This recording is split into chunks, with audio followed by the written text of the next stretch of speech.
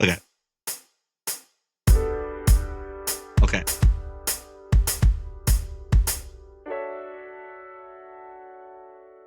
All right. All right. All right. That's Yeah. better. There we go. Yeah. There we go. Had a little fiasco with all the new layout Oh of yeah. Riverside. You're brought to you by Riverside, our podcast, The Locker Room. Oh yes, it is. Oh, that sounds We official. are getting so scummy now. Yeah. This is Yeah. it's a While money we're game. here, let's even start. Well, since we're, Yeah. make sure you like and subscribe. Oh yeah. Like, subscribe, do all the good stuff. Follow Yeah, all the yeah. Get things. that out of the way. Share with it. Yeah. Share's a big one.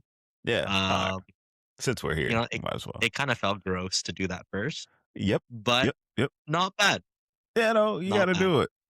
It's You gotta part do of the what you gotta do. game. It's part of the game. Don't hate All the right, play. No, anyway, go ahead. how's fatherhood going? First little bit here. Well, it's good. I mean, I Okay. enjoy it, Mhm. just being present in the moments, enjoying Yeah, there every you go. moment. Yeah. Uh, Allow myself to be there. I really enjoy it a lot. Mhm. Really enjoy being there and taking the time and just, interacting as much as I can and doing what I can. It's great. Yeah, there we go. Hmm. Yeah. Baby's doing good though? Yeah, Chill? baby's doing great. Yeah, he Yeah. rolled over the other day. Yep. Um, yeah, from his front to back one way. That was good. Uh, he just likes to talk to himself in the mirror, making a whole bunch of noises. You know Yeah, what? and he's Same. making. So he's growing, man. It's doing great though. Yeah, Yeah. he's doing great. He he's growing fast. He's Yeah, they do, man. quickly, Just right? seems like yesterday. Just took him home yesterday, and Mhm. now he's just, yeah, it just keeps going. That's why I don't want to miss. I just want to be there for the moments, right? I don't want to look up and be like, Yep. oh man, it's over. You wanna be there. Yeah. That's Yeah, huge, right? yeah, And that's what it's about. Fatherhood. There you right. go, big words. Anyways, welcome to the locker room, Yeah. where we chat about vulnerability, strength, and all the good stuff about mental health. Right? Yes, That was a good intro. it was. That's a It little more was. calm. We're Yeah, both getting older in our few weeks that we haven't recorded, becoming but professionals. we're Uh, becoming pros here. yeah, providing a safe space to vent and talk about these things that aren't normally talked about. All No, right. so today's topic is gonna be a little bit different. We're gonna go and try to Mm. do something. I'm gonna turn down a little bit of something. Just give me 2 seconds Yeah. here. Are you going to? Oh, They kind of sound like I'm oh, blowing on my eardrums yeah, a little bit. Hello? Oh yeah, there we go. Okay, never mind. It probably sounded the exact same, and I probably sound like I'm going crazy, but it was just like, yeah. Didn't hear anything. yeah, that's okay. That's okay. It was All right. actually my like You delusions, but that's you okay. heard it. Yeah. Yeah, yeah. Like I said, this is a Okay, place where we can talk about those things. we can Feel talk about. free. Yeah, thank you. Anyways, we are gonna try something new. We're gonna do kind of a book club talk today. No. Myself and Nos really like to read. Yes. Um, about how to be human, I guess is a good way of putting it. I have a Yeah. hard time reading a lot of things because slightly dyslexic. Mm. But when I do, I choose to read things that uh, grow my mindset and help me figure out who I am gonna become. Right. And being me, I decided to choose the first book here. And it's one that I recommend actually a lot of people. This might be backwards in the camera, but I don't know. But the book is called The Book of Healing It's not by, backwards. is not backwards? Oh, nice. No. That's good. By Najwa Zabian. Zabian? I think that's how you say her last name. I tried doing that with so much confidence. Oh, But you she did. is You a, should have just stuck to it. I should have stuck to it. Like that Yeah. was so low confidence, but that's Yeah. okay. But she is a wonderful author who writes more poetry based things. And she's a Lebanese Canadian activist, Mhm. author, and speaker who specializes in Arabic poetry and novels and stuff like that. But this book I've been reading for a little while now, and it's a collection of poetry and kind of ideas of healing and the growth process, both in the hard things and in the things that become easy, right? So, talking about our self confidence, sadness, depression, anger, dealing with trauma and abuse, um, kind of things that she dealt with in her past, coming to Canada and becoming who she is and her family and her history and all that stuff, right? Um, but today I want to read kind of a quick little excerpt from her book, and then I want to talk about it for a little bit. So it's going to Yeah. be a little bit of a shorter podcast, a little bit shorter episode, but I want to start a conversation Right. kind of deal. Yeah. Okay, are you ready? We're also doing this hot. Like Yeah. Yeah. I have Nas no hasn't clue what's heard coming. this. N- I no can clue. barely read, so I don't know this. This is Actually, going to I be did. I fun. did read it. It's totally okay. I did read it. But One down. this one here, um, it's very short. It's a little poem, but yay big, uh, yay big. Oh, it's very Only few short. lines. Yeah, but the poem it triggered a lot of ideas and emotions when I read this poem, and kind of as I was going through this book as well. I'll take notes consistently throughout about how it invoked some emotions, what emotions it invoked, and honestly, it's helped my healing process a little bit as well. But I'm stalling because I'm a nervous Yeah. reader. So All yeah, right. you can tell, right? Okay, okay, Mm, okay. So the poem: When you're tempted to wish them pain, remember how it felt when they hurt you. mm. Mm, Okay. okay, now tell me how does it make you feel? I mean, it's off bat, what I think about it's a solid reminder to if I were to go real deep, I was actually having this conversation at the barbershop today. Oh yeah, it looks Yeah. good by the way. It looks good. Thank you. I had to clean up a little bit. Yeah, Still, yeah, yeah, yeah, yeah, yeah. But I was having this conversation at the barbershop and really so this is where my mind went to about consciousness and how we're all like a connected, interconnected consciousness anyway. And I literally said at the barbershop today, so any damage or evil that you inflict upon others, you are ultimately inflicting upon yourself, right? Mhm, So because we're the same person. So that effect that you're or that damage or that or pain or anything that you're trying to perpetrate onto someone else, uh you are actually going to receive that back. Like you're going to take it in and ingest it and it's going to hurt you just as much because we are kind of a connected consciousness through and through. We have a shared thread, right? yeah, And that's kind of, I don't know, put me in the mind of that, right? And it's remembering that same process, right? When you went through that same thing, when you went through whatever hurt or sorrow or anything that was caused by anybody else. It's like, do we really want anyone else to feel that way, even in our deepest, darkest moments, right? Like, do we wish that truly on anyone else? And I feel like even when we're in our deepest, darkest moments, one of the things that's commonly said is, "I would never wish this pain on anyone." Um, even if it's caused by others, right? And I think that's the honest truth. We never would. Like, then we get caught up in the moment, and then we start to do what we do, but ultimately, uh, remembering that and being empathetic towards others in that sense, right? mhm. Sharing, understanding that, even if we do anything towards each other, it's just a reflection of Uh, our inner space, right? We're it literally hugely. damaging ourselves. Well, like when I think of that quote there, it literally just directly quotes like a thing that Gandhi said was like an eye for an eye makes a whole world blind, right? And it's that reciprocal aggression or reciprocal violence, right? Yeah. Both that there's probably going to be a lashback if you are going to be aggressive towards someone, without a doubt. There's always a consequence to an action, right? Yeah. But at the same time, that action both reverberates of like who you are, right? Um, the same amount of damage that you're willing to inflict on another person, it ruins your morals, it ruins your ideas and who you have been working to become, right? Hmm. And I think that's the biggest part, especially talking about like growth and who we are trying to be as men, right? Less focused on anger and more focused on growth and compassion and healing, right? When we're looking at those emotions that end up lashing out, right, we sacrifice all those other.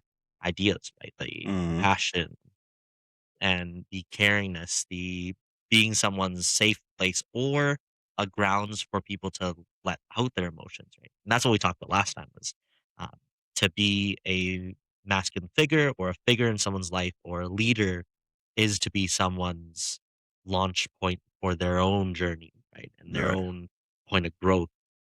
But that kind of lashing out, that violence, that um, action without foresight or thought is kind of the direct mirror of that, right? It's something Mhm. that's thoughtless and that closes a lot of doors, right? Yeah. And I think we've both been in situations where like we've gotten angry Yeah. more than we should have and acted without thinking, and Often. we feel that door close, right? Mhm. That relationship that just shuts down, or we feel it in ourselves where it actually hurts ourselves. Right. We say Well something that we don't want to. We do something that we shouldn't have. That literally is something that's not even in our nature, right?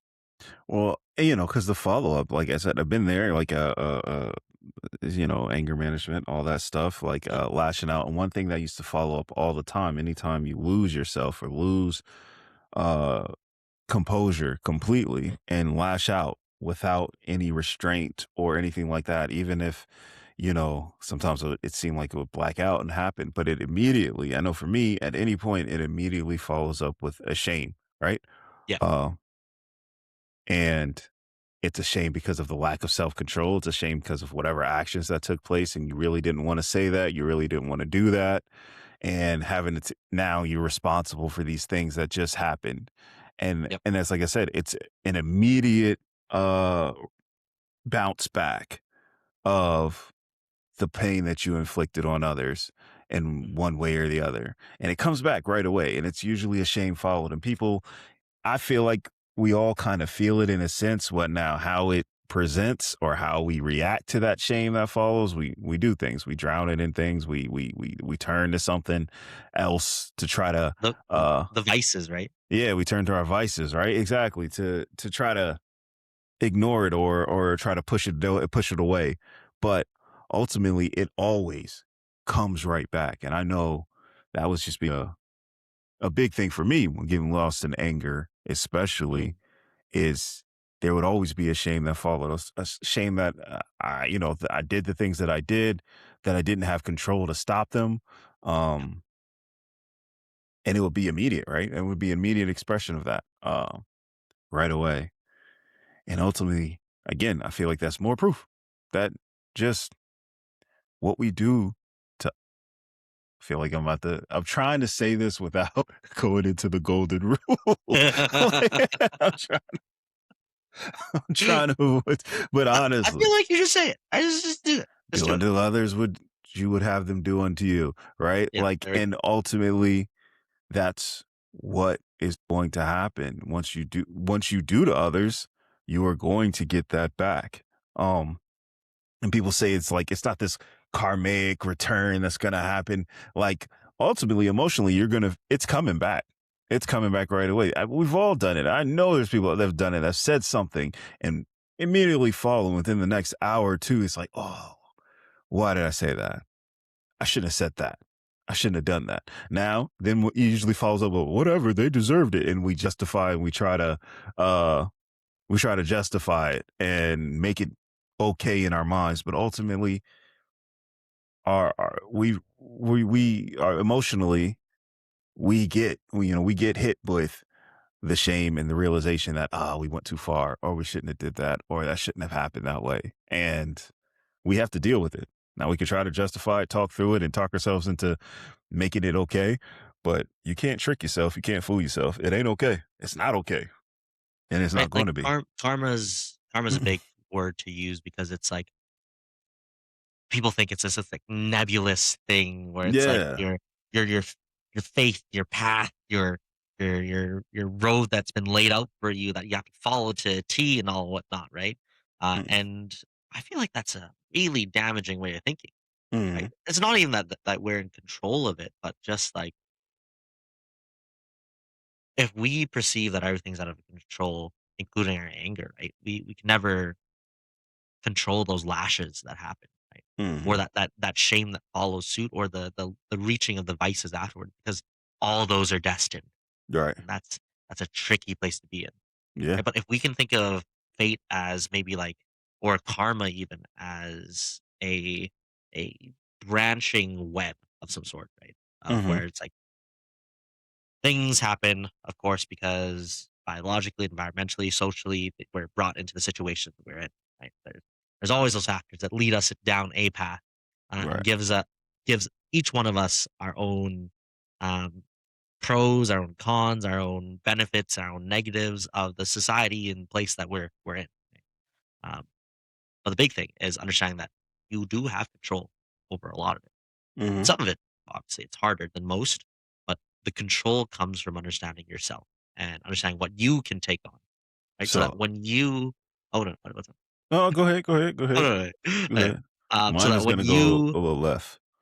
oh yeah, yeah, yeah. But when you have the ability to understand and say, hey, I might have this path laid out for me, but I can change its course just a little bit and understand that, hey, like if I am going to act with anger versus act with kindness, or act with just preserving myself first, like that's where that fork diverges. That's where that spider web branches into different section, right? Mhm. It's kind of that big web that explodes out, right? Little multiverse there.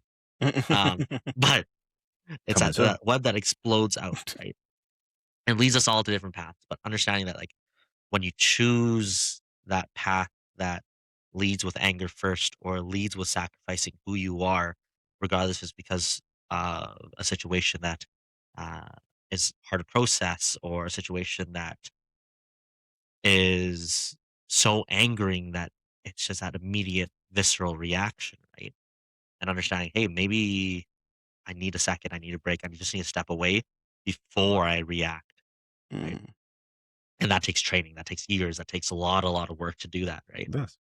Let's take a breath, right? Take a breath and step back and Yep, just think first. Take a beat, right? Create space 100%. between uh some type of whatever happens to you, some type of action.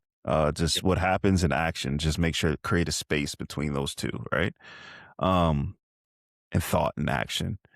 And so I was going into it. So Carmen talks Okay. about it in Yeah, terms yeah. of You go. vibrations, right? Like, yeah, Uh, and vibrations, and people say like that's what say it's going to sound left, but yeah, honestly, like right, like everything, all masses, so atoms, movement, right? There's always moving electrons, atoms moving, everything connecting, yeah. vibrations. Quantum So ultimately, waves. huh, Yes. huh, Quantum waves. quantum Yes. waves, all Okay. these things. So Uh, ultimately, is when people talk about vibrations and frequencies in which we and how we live, right? mhm. Frequencies that we reach and we live at. There's at a lighter frequency, higher frequency, or whatever, there we're in a happier, loving mood, right? Lower frequencies, more damaging, anger, all these things, right? Hurt, hate, pain. Uh, that's why I say if you talk about karma, what's coming back to you, it's not like this thing, oh, it's going to be returned. It's where you choose to live, right? So if you choose, that's why immediately the moment you act in that hate or intent to hurt, you're immediately lowering the frequency in which you're living, right?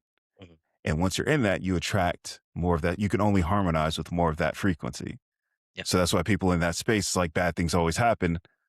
And not saying you bring it upon yourself, but if you're operating in that frequency consistently, then that's all you're going to harmonize with more things in that. That. So that's why immediately, the moment you decide to act in that way, you're immediately choosing to damage yourself Yep. because you're It's a immediately self choosing fulfilling to, prophecy, right? yeah, like That's what it is. you're immediately choosing to lower that frequency and to operate in that lower space, right? Yeah.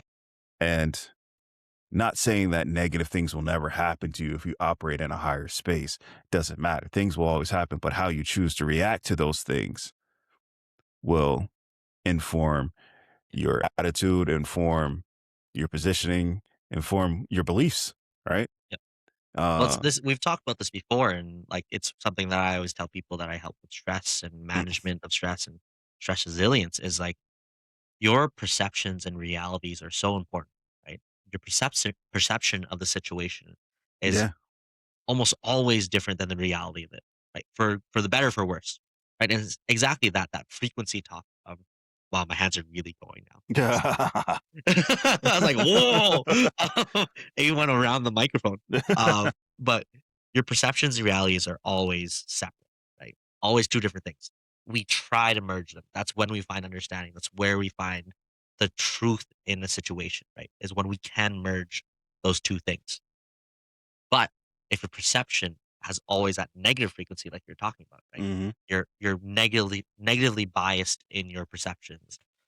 It's going to cause that repetitive feedback loop more issues, right? Because then you're always going to be looking for those, right? Yeah. And just to add on to that idea of frequencies and harmonizing, right?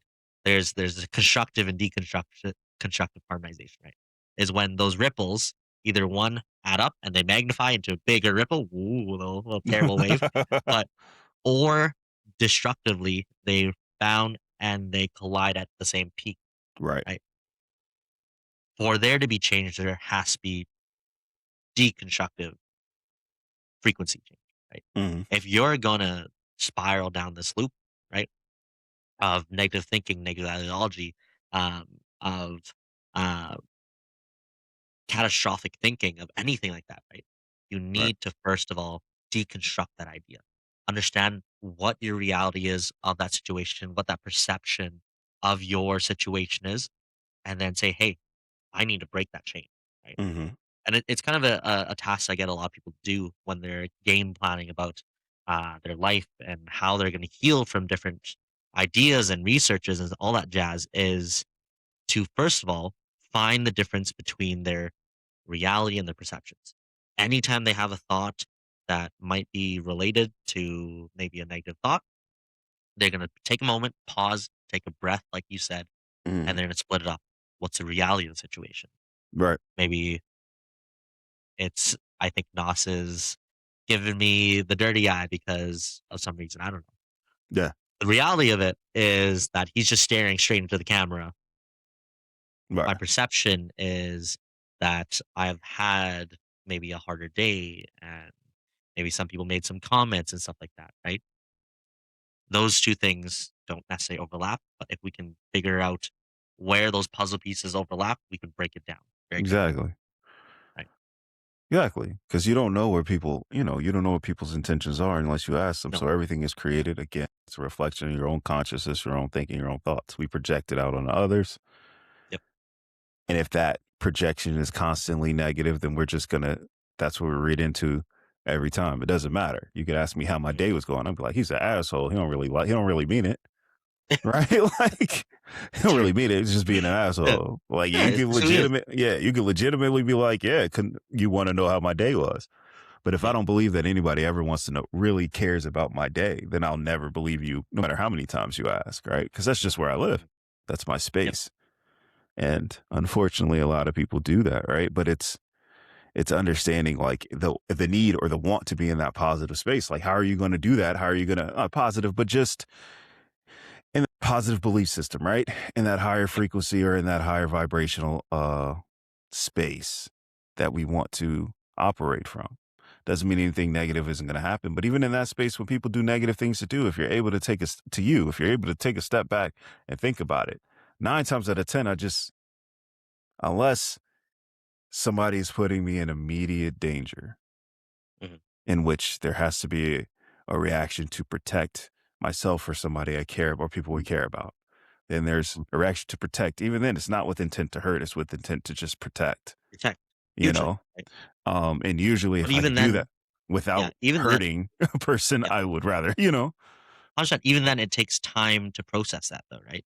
It Yes, takes separation first. exactly. You have to step back and do that.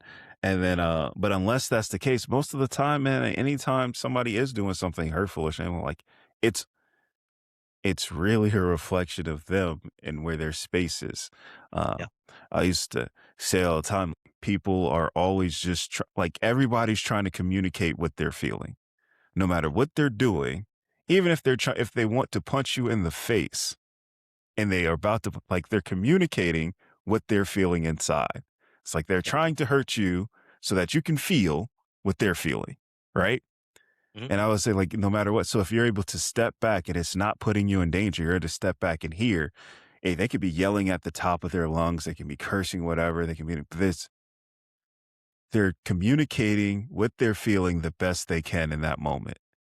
And if you're able to keep the peace, like you said, be that space where you keep the peace, it doesn't mean that the communication is going to happen, but often you might be able to kind of create that space where they might get that immediate exchange feedback all of a sudden and like because you're not matching their energy, they mhm, might be like, oh shit, I did you don't deserve this. Like, you know what I'm saying? You might get that immediate chain feedback, like I did, and then they calm down. Especially working, years and years and years of dealing with customers at uh-huh. service in some way, shape, or form.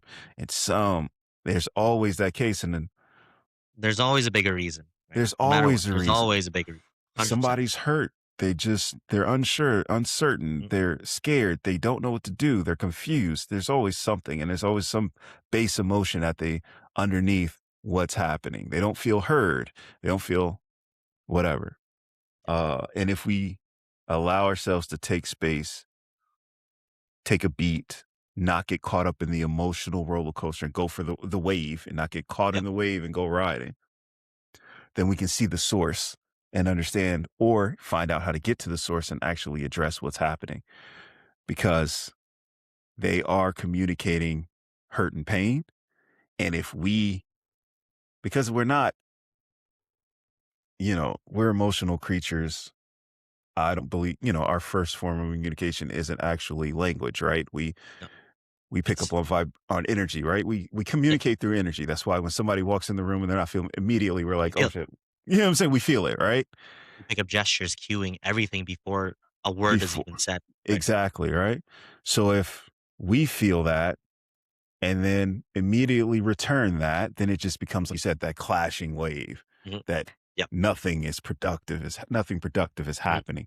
But if we're have the ability to take that space and while they're sending that wave, you know, figure out the rhythm, whatever, how's it going, the amplitude, the magnitude, and then match that frequency, that and harmonize that, then we're able to maybe calm that. It's yep, might be high, we're able to calm that space or calm that wave and address it directly.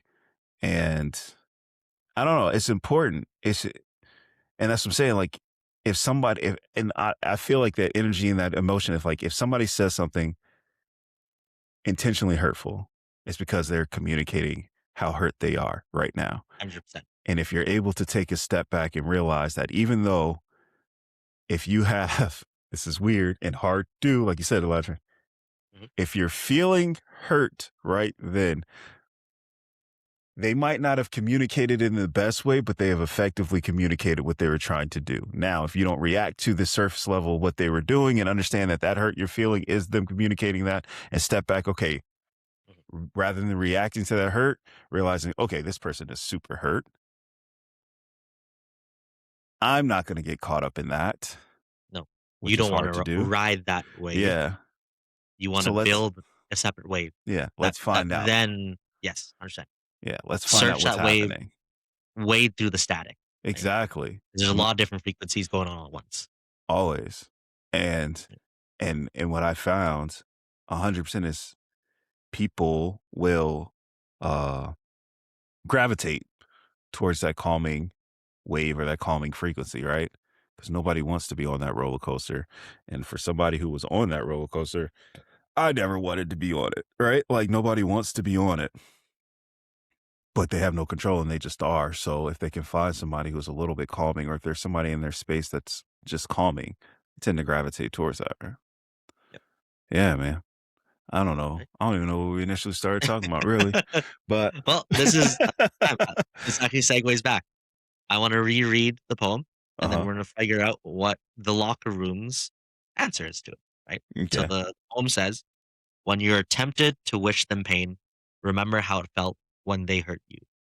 Right? Hmm. So I'd say from my perspective, my answer to the situation is if you are feeling angry or needing that mode to lash out, the best thing you can do is take one step back, take as big of a deep breath in as you possibly can, and make that maybe 2 seconds of breathing feel like a minute so that you can understand the hurt that you're in, right? Yeah. The reason why you want to lash out.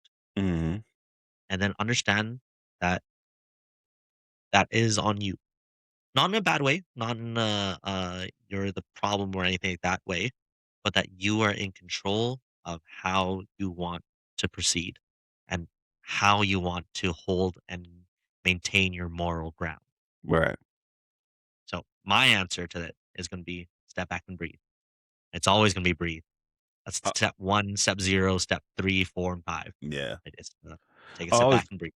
I always agree with that. I guess my second my just to kind of be because I agree with that. Yep. Just to give a different thought Yep. for it.